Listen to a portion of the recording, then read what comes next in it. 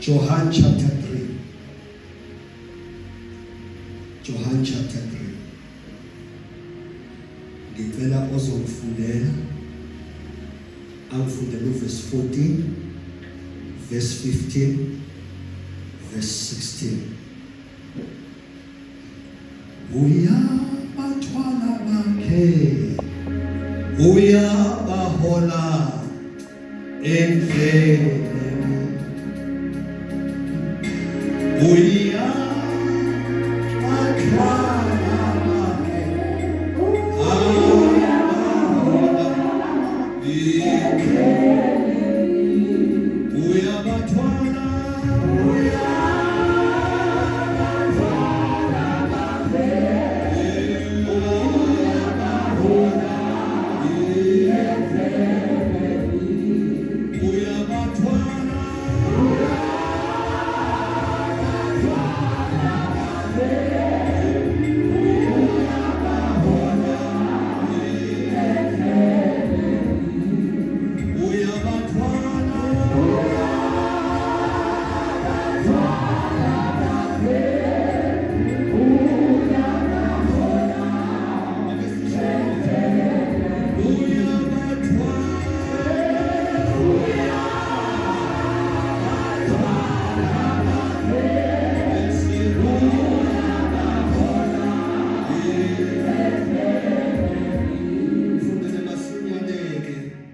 verse 14, verse 15, verse 16. John chapter 3, Yes. verse 14. Amen. Njengokuba uMose waphakamisa inyoka ehlane, kanjalo indodana yomuntu imelwe ukuphakamiswa. Verse 15. Ukuba ilowo nalowo okholwa yiyo abe nokuphila okuphakade. Verse 16. Ngokuba uNkulunkulu walithanda izwe kangaka, waze wanikela ngendodana yakhe ezelwe yodwa, ukuba ilowo nalowo okholwa yiyo angabhubhi, kodwa abe nokuphila okuphakade. Ngicela ufundele verse 18. Verse 18. Okholwa yiyo kahlulelwa, ongakholwa usahlulelwe. Lokhu engakholwanga egameni lendodana ezelwe yodwa kaNkulunkulu. Amen. Izwi lenkosi leli, ibandla lenkosi lithi amen. Le ncwadi uma uyifunda, I'll be very short yazalwane. Le ncwadi uma uyifunda, uma uyoqala uverse 1 wakhona, uzothola ukuthi kunendoda lapha ade iwumphathi wabaFarisi. Glory to Jesus. Sisezwini lenkosi manje. Amen. Sikhulumile abazalwane bakhuluma, kodwa ke ake sidle etafuleni lenkosi. Lithi iBhayibheli bekunendoda lapha ya ade iwumphathi wabaFarisi. Igama layo uNikodima.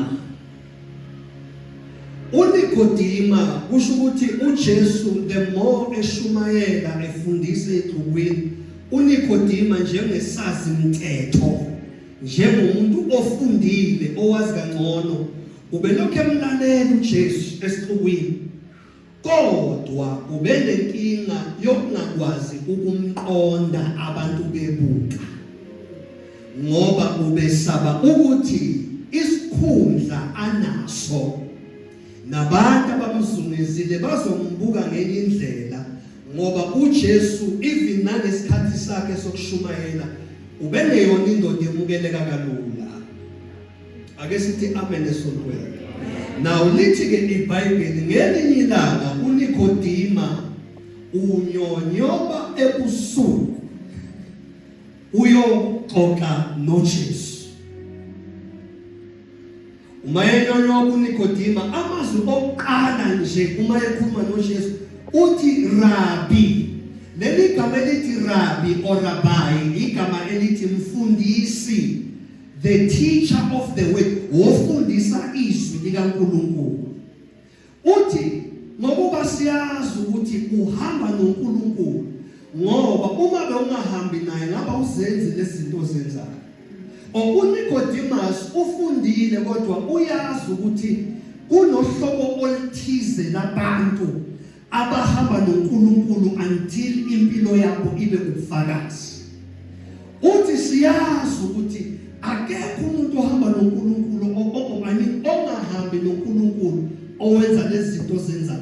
Kusho ukuthi ubufakazi buphelele ukuthi ngempela wena Jesu ungohamba noNkulunkulu.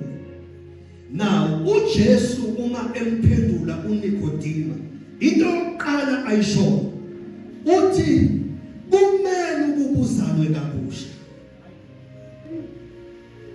Ngoba uNicodemus uza nenye subject kuJesu. Uma ekhuluma uNicodemus uJesu ubuka okusenhlizweni kaNicodemus ukuthi uNicodemus udraya ibhasi enhlizweni yakhe kunombuzo anawo ukuthi how can I be like you, ngingafana kanjani nawe. uJesu wavela umvulela umnyango wathi kumele ukubuzalwe kabusha, kumele ukubuzalwe kabusha. Awufunde le verse, nifunde masinyane uverse 3 same chapter verse number 3. Verse 3. Yes.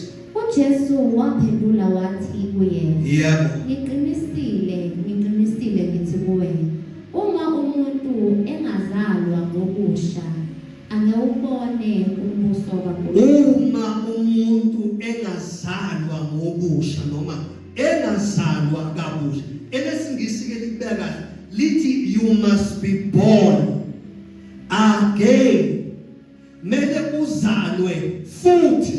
Kusho ukuthi umuntu uyazalwa ngokwasenyameni, kodwa uNkulunkulu ulindele ukuthi umuntu ozelwe enyameni unesikweletu sokuthi mele aphinde futhi azalwe.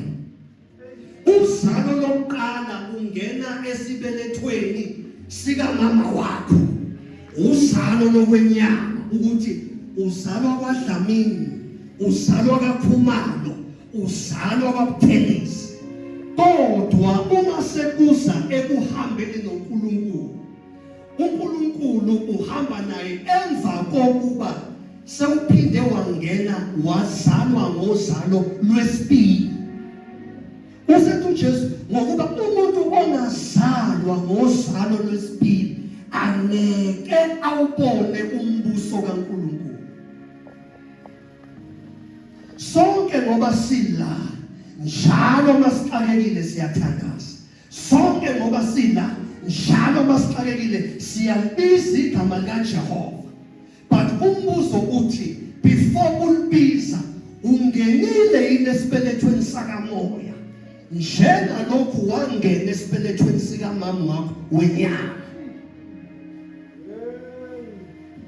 Uthi uJesu kumele ukuthi umuntu azalwe kabili. Uyazalwa ngokofuzo lakini kwamhlungu, kodwa futhi ke uma usuzohamba noNkulunkulu, uma usuzothandaza kuNkulunkulu, kunozalo noma kunesibeletho sesibili okumele ukhishwe kuso, isibeletho sakamoya. Haleluya.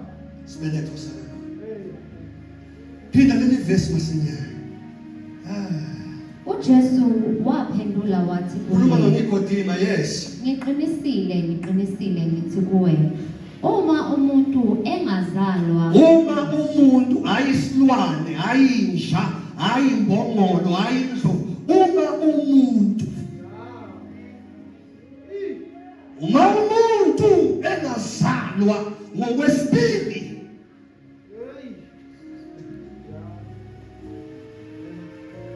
yingakho abanye bethu silwa izimpi ezashaya omkhulu nokhopho kodwa asiphumeleli. Kwanathi ziyasixaka ngoba sibhekana nempilo edalwe uNkulunkulu kodwa siyagoloza ukuzalwa esibelethweni sikaThixo.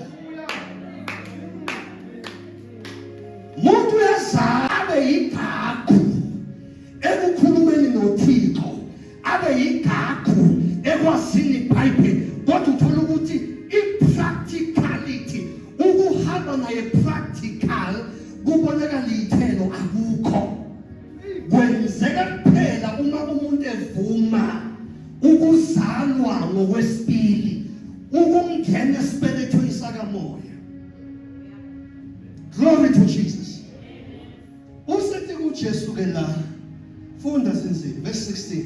Ngokuba uNkulunkulu walithanda izwe kangaka. Usethi uJesu kuNikodimo, lalela ndoda, uNkulunkulu walithanda izwe kangaka, waze wenze njani?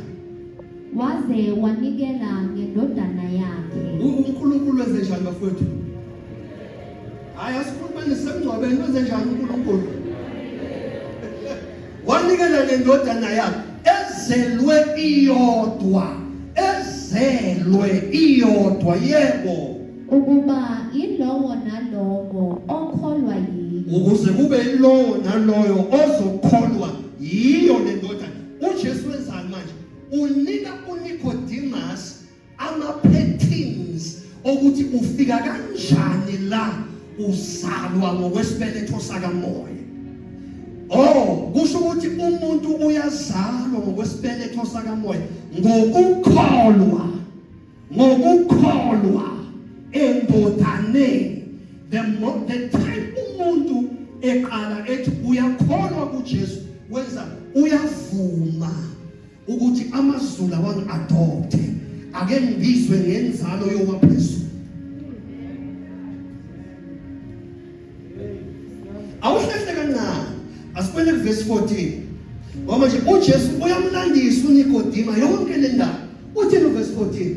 Ngokuba uMose waphakamisa inyoka uJesu knew very well ukuthi uNikodima njengesazi umthetho uyayazi history yokukhishwa kwabantwana bakwa-Israyeli eGibhithe beyezweni lesethembiso.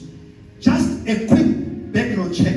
Lithi iBhayibheli uma bephuma behamba from eGibhithe beye eKhenani, there was a time la uIsrael wadelela khona uThixo. Badelela uNkulunkulu in such a way that uNkulunkulu wadineka, wadedela izinyoka ehlane zabakapa zabaluma. Elithi iBhayibheli baningi abafa. uMoses wagijima wayothandaza uNkulunkulu, wathi hey, naba abantu bakho bayabhubha, kwenziwa njani? Wathi uNkulunkulu, lalela ke Mose, khanda inyoka yethusi bese uyibeka edwaleni eliphezulu, bese i-instruction ozobanika yona it's very simple. Bonke abalunywa izinyoka, uma bebheka le nyoka yethusi, noma zingaqhubeka zibalume, kodwa ushevu waleze iphansi ngeke ubenze lutho, ngoba le nyoka ela umsebenzi wayo is to neutralize the poison kulezi ingane. uNkulunkulu wakhanda isolution yenkinga. Balunywa yinyoka kodwa uNkulunkulu wathi akhandwe inyoka. uJesu wathi engolungile waphenduka isoni ukuze abayizoni balungisiswe ngokukholwa. God will create a solution through your problem. Lithi iBhayibheli bathi uma bebuka inyoka enkulu yethusi, le inyoka eziphansi asikhumbuza azibayekile ukubaluma. Ake ngixoxele bazalwane, noma ungathandaza ukholwe uvusa abantu bakwafika ugcotshwe, kodwa kuneyinyoka engeke ziyeke ukukuluma. Never make a mistake. Ucabanga ukuthi mawusukholwa izimo asifiki.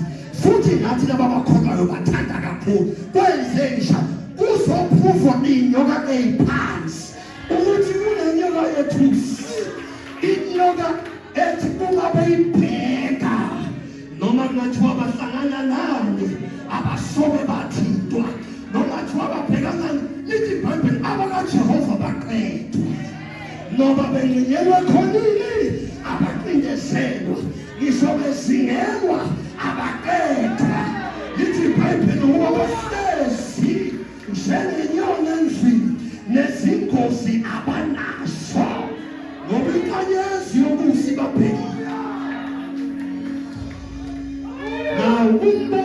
uthi ngoba uphila nje ney'nyoka ezikulumayo ubhekaphi? uJesu-ke ulandisa nobaba uyayazi list. Usethi uJesu, lalelani, njengalokhu uMose wayiphakamisa inyoka yethusi ehlane, kanjalo nendodana yomuntu. Ngoba uJesu uvula amehlo kaNikodima ukuthi weNikodima, uNkulunkulu from the beginning of time till now yonke into ade eyikhuluma beyipointa kimi njengendodana.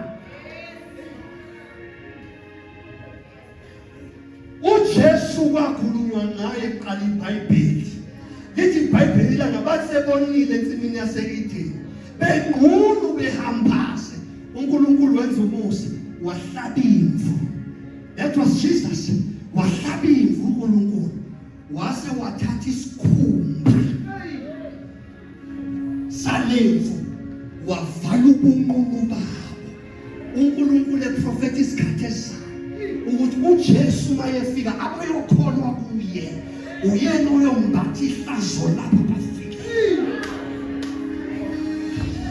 Ngoba uphila nje, ngoba zikuluma iy'nyoka zenhlupheko, zikuluma iy'nyoka zabathakathi, zikuluma iy'nyoka zezifo, ubhekephi?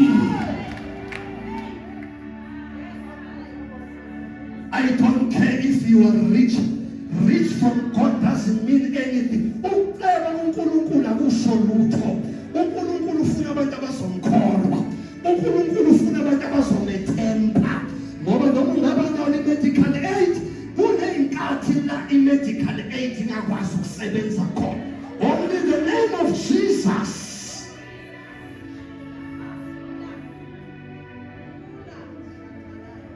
Abanye uNkulunkulu bemkhonza bayabheka ukuthi banani, banasiphi status. Lalela, uNkulunkulu ayisebenzi indaba ye-status.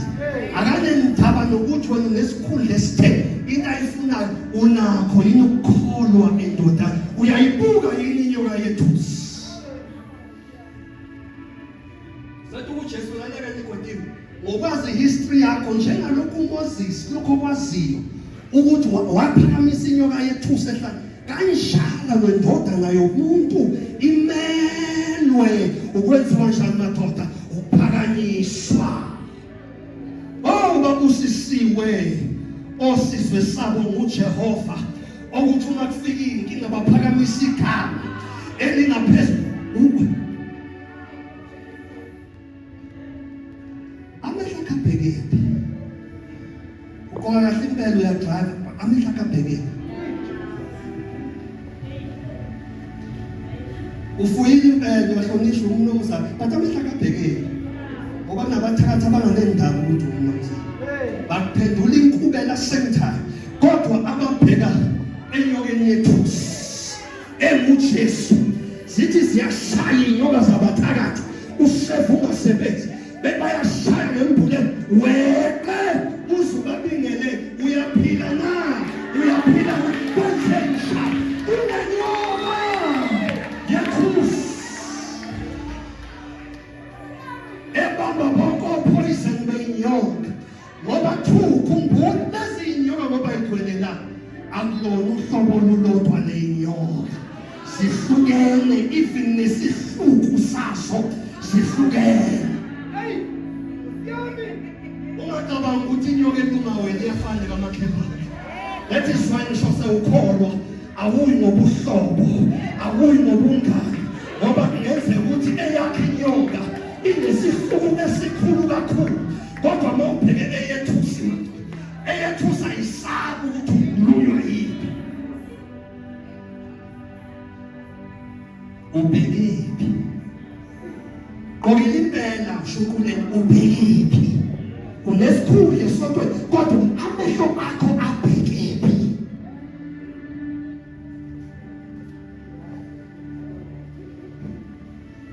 Abantu abangabhekile enyokeni yethusi bahlale bekukuthakathwa yonke indawo. Abantu abangabhekile enyokeni yethusi bayabazisa abantu abangabathandi nabangazondayo. Yabona impela umama ekhaya wakho ubhekise kuphi? Oh khashamase. Ubhekise kuphi umndeni wakho? Uyabona impela uyaphemba ibhizinisi, uyazama, uyaphaqula. Kodwa leli bhizinisi lakho likuphi ithemba lalo? Mhla lifikela ukuhanjelwa. Ababheka inyoka yethusi, abaqedwa. Ababheka inyoka yethusi, ngisho sibashaya. Athembile igama likaJehova elinamandla, elithi izwi lingumbhoshongo onamandla. Abalungileyo babalekela kulo, bayalontheka, babalekela kulo, bayadineka. Ubani lenyoka yethusi? uJesu Kristu waseNazaretha. From verse 15 masinya. Ukuba ilowo nalowo okholwa yiyo abe nokuphila okuphakathi. Ukuze ozokholwa lendodana ephakanyisiwe abe ngani? Uyayibona indaba ekuphi? Indaba enkulu it's not ukuphila kwala. Umbuzo uthi mhla kufika isikhathi esifikele ubaba kaAsa uzophumela phi, ngoba lo mzimba unjengalendle yakwakho yakhile. Uthi umpostoli uPaulo kuba siyazi ukuthi uma lendlu lekidokodo okuwumzimba liditshiswa, siyazi thina esikholwayo, siyazi thina esiboka inyoka yethusi ukuthi kunesakhiwo madoda esingakhiwanga ngezandla, ngoba lesi sakhiwe ngezandla sine-tendency yokudilika, sikasiditshizwa yi-BP, sikasiditshizwa ushukela, sikasiditshizwa ingculaza, sikasiditshizwa yibuthakathwa. Lesi sakhiwo esakhiwa ubaba wakho nomama sakhiwe ngezandla. Uthi uPaul kodwa thina esikhulayo siyazi kunesakhiwo, uma kudilika lesi khona esisilindile. Usuyabona abantu ababheka inyoka yethusi abaphelelwa indawo yokuhlala. That is why thina esikholayo asithuswa ukufa, asinasho ngisho isikhathi sokuhamba sinuka abantu, ngoba siyazi ukufa kusishonisa isinyama bazalwane. Ngeke ubaba besiphila naye siwomakhelwane simkhawula mayiseshonile senesinyama.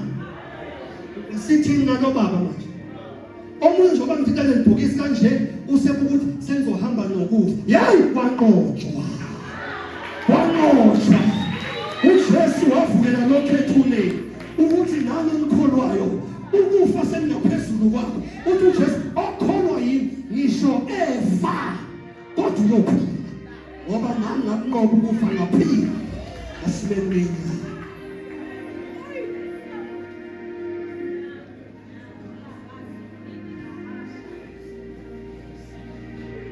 Ubhekephi? Abheke phamehla akho. Ake sivala amehlo. Esivala amehlo. Uthi uIsaiah ngokufa kwenkosi uZiya ngayibona inkosi. Kunezimo ezithi uma ifika zisivula amehlo ukuthi sibone inkosi. Bazalwane bami, kunezimo ezithi uma ifika zisivula zifikela ukuba yithuba lokuthi simazi ongcwele. Ufisa ukuthandaza nawe, ungadlula uAsanda, umuntu omncane kangaka ongazilisha indoda mbuke.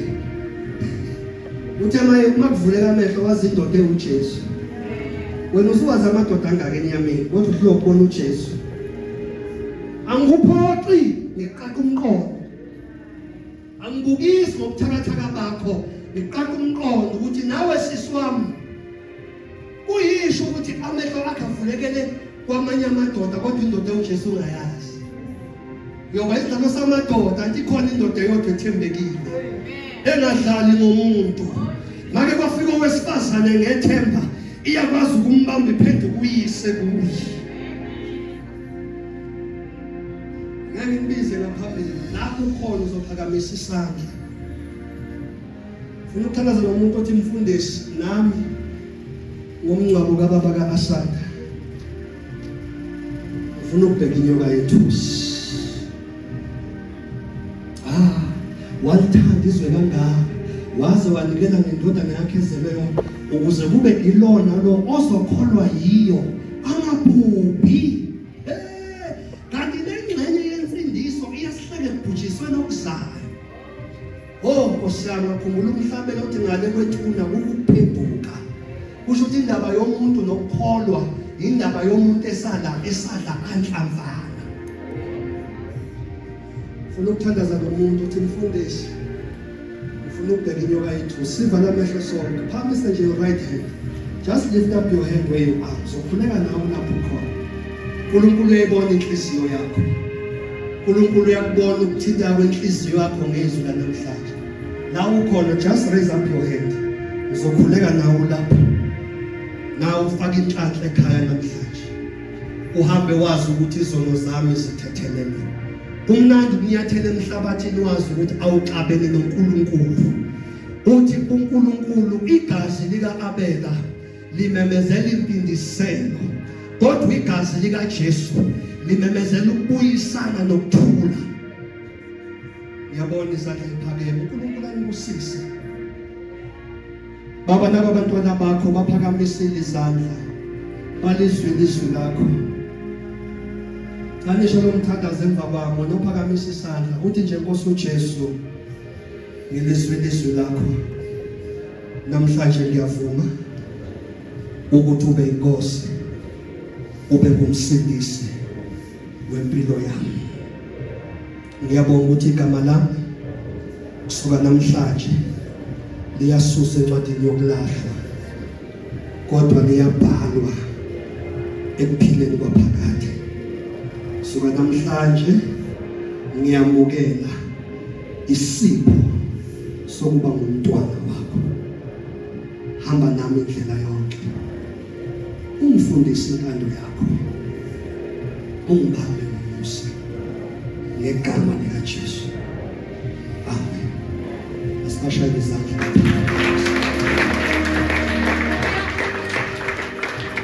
So wena ophakamisa isandla wayizwela isidingo sokumukela uJesu from uqinisa ukwakha into ezokholwa nokuqhubeka